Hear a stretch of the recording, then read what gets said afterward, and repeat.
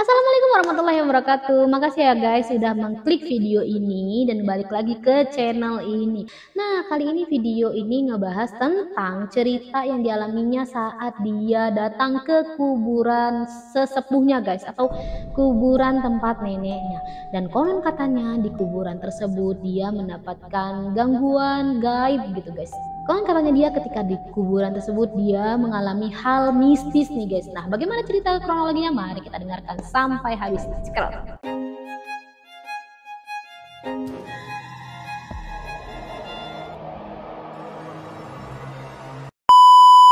Kalau saya pribadi pernah ngalamin hal mistis katanya. Seumur hidup saya di pemakaman dekat kampung saya. Jadi ini baru pertama kali dia hadapi ya guys ya.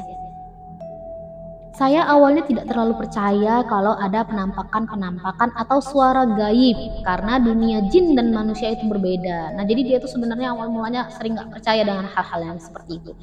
Nah, sekarang dia ngalamin sendiri nih. Nah, kalian pernah nggak sih ada di posisi itu hampir nggak pernah percaya dan akhirnya kalian mengalami barulah kalian percaya?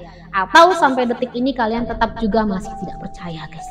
Terus tapi ada kejadian yang memang Tuhan tunjukkan kepada saya. Tunjukkan dalam arti apa nih? Supaya dia semakin percaya dengan hal gaib ya. Sedangkan kita ini orang beriman pun harusnya tetap wajib untuk percaya dengan hal gaib guys. Karena memang di dunia ini ada hal-hal yang gaib gitu. Konon katanya gitu ya guys ya. Lanjut. Entah sebagai pengeringatan atau mungkin teguran katanya guys. Nah, kenapa nih? Awal mula ceritanya, tiap malam Jumat biasanya kita kirim doa ke makam untuk para leluhur guys katanya. Jadi maksudnya untuk tertua-tertuanya ya, neneknya atau siapapun itu ya guys. Waktu itu saya diminta ibu saya untuk ke makam, membacakan Yasin ke makam kakek nenek saya. Kan bener guys, untuk leluhurnya itu kakek neneknya ya guys ya. Tepat pukul 5 sehabis asar sedikit gerimis katanya guys. Jadi udah lumayan sore ya kondisinya saat itu ya guys ya. Dan gerimis semakin dah terasa ya mistisnya saat itu tuh pastinya kan. Terus saya menuju makam sendirian nih ya. Entah inisiatif apa kenapa dia berangkat sendirian, kenapa nggak ajak orang lain gitu kan. Tapi ya mungkin karena tadi itu dia nggak percaya dengan hal-hal mistis, jadi ya ada apa gitu, apa masalahnya kalau dia pergi sendirian guys. Biasanya setiap malam Jumat banyak yang kirim doa katanya guys. Nah ini jadi makanya dia berpikiran nggak apa-apa lah sendirian, biasanya juga rame di makam gitu kan. Mungkin karena sedikit gerimis di makam begitu sepi. Oh gitu guys, jadi saat itu kondisinya sepi. Mungkin juga penyebabnya adalah karena si gerimis tadi. Jadi di hari Jumat itu sepi.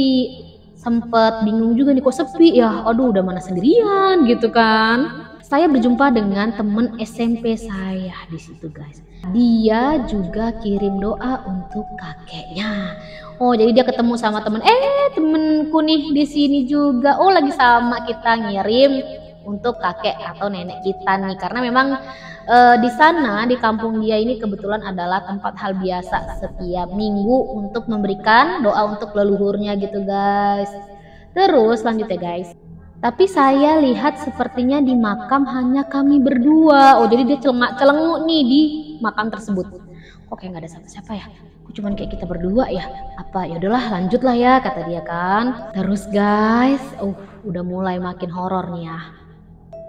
Lalu saya membelakangi teman saya tersebut. Nah, jadi dia berdoa membelakangi. Jadi yang sebelah dia yang di sana, saya yang di sini. Jadi saling belakang-belakangin nih, guys. Dan kami sama-sama mendoakan leluhur masing-masing. Tiba-tiba waktu itu saya mendengar suara tangisan. Dengar suara tangisan guys, seperti itulah kurang lebihnya ya guys ya. Tangisan nggak mungkin kan kalau suara tangisan hihihihi kan nggak mungkin ya guys, pasti dia mendengar suara seperti itu guys. Terus guys, mungkin ini hanya pikiranku, pikirnya guys. Tapi lama-lama kok suaranya makin jelas. Makin jelas tangisannya guys. Saya berdiri mencari suara tersebut. Jadi kondisinya dia itu lagi duduk ya, berdoanya kan duduk di dekat makam itu guys. Dia akhirnya berdiri. Inisiatif untuk berdiri mencari siapa yang nangis ya?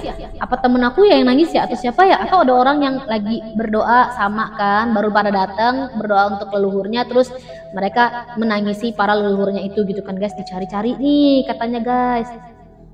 tapi tak ada seseorang yang menangis di area makam katanya guys. OMG. Jadi waktu dia nyari tapi nggak ada siapa-siapa. Saya teringat jika di belakang saya ada teman saya katanya guys. Nah kan dia jadi mikir, oh apa teman saya nih ya, kata dia guys. Betapa terkejutnya saya katanya guys, melihat teman saya udah selesai baca doanya. Jadi pas dia nengok temennya udah nggak ada, temennya udah selesai baca doa mungkin ya guys, terus udah pergi. Karena saat itu memang gerimisnya makin lebat, saya tetap melanjutkan doa dengan memberanikan diri. Nah karena dia ngelihat temennya udah nggak ada nih, terus gerimisnya makin lebat.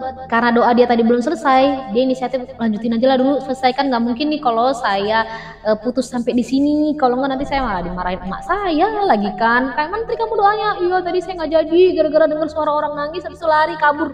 Nggak mungkin kan itu saya ceritain di rumah gitu, kayak gitu mungkin guys ya, kurang lebihnya. Akhirnya dia inisiatif untuk lanjutin doa guys. Terus guys, kalau kalian ada di posisi ini, lebih milih pulang atau lanjutin doa guys? Nah, harusnya lanjutin doa ya, ini nih, nah lihat guys. Terus selanjut, tapi katanya guys, tiba-tiba suara tangis itu semakin jelas guys.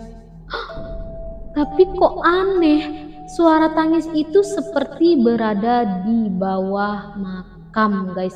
Akhirnya ketika dia dengar-dengar karena suara tangis itu semakin jelas guys, dan suara tangis itu karena dia tadi tengok sana sini nggak ada, akhirnya dia semakin perjelas nih suara ini sebenarnya dari mana sih.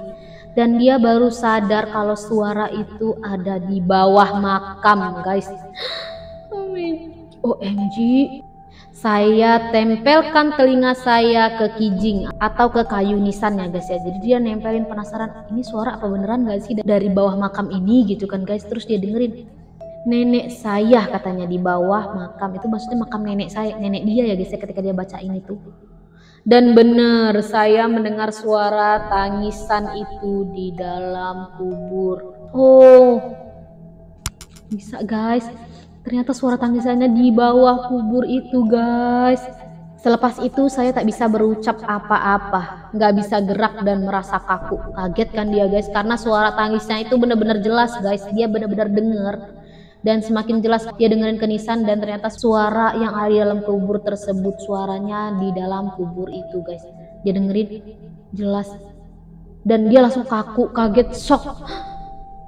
Terus dia sampai kaku nggak tahu mau ngapain guys. Dan aku kalau ada di posisi itu juga bakal ngelakuin hal sama ya, bakal kaku banget sih, kaget, shock ya guys. Saya mencoba lari sekuat tenaga sambil terpeleset-peleset karena saat itu gerimis.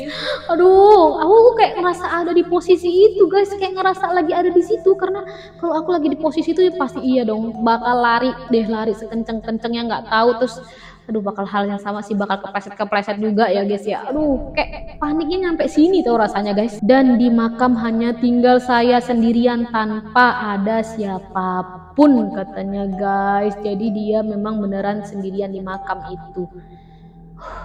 Makin mencekam ya guys ya. Kenapa dalam kondisi dia sendirian ada hal itu, ketika sebelum-sebelumnya mungkin karena dia sering nggak pernah dia ngerasain hal-hal itu guys. Terus ku injak pedal motorku sambil terbirit-birit katanya guys. Sesampainya di rumah saya tak dapat berucap apa-apa. Ku ceritakan pada paman dan ibuku, tapi mereka semua malah marah-marah katanya guys. Katanya saya ngigo. Ya ampun guys. Tapi saya meyakinkan kalau itu benar adanya katanya guys. Dan sampai saat ini saya benar-benar trauma melewati makam sendirian. Dan saat itu dia jadinya dia setiap melihat makam teringat hal-hal yang dulu pernah dia alami guys. Ini menjadi pengalaman dan kisah yang tak terlupakan yang pernah saya alami. Iya sih, horor banget sih kalau yang seperti itu ya guys ya.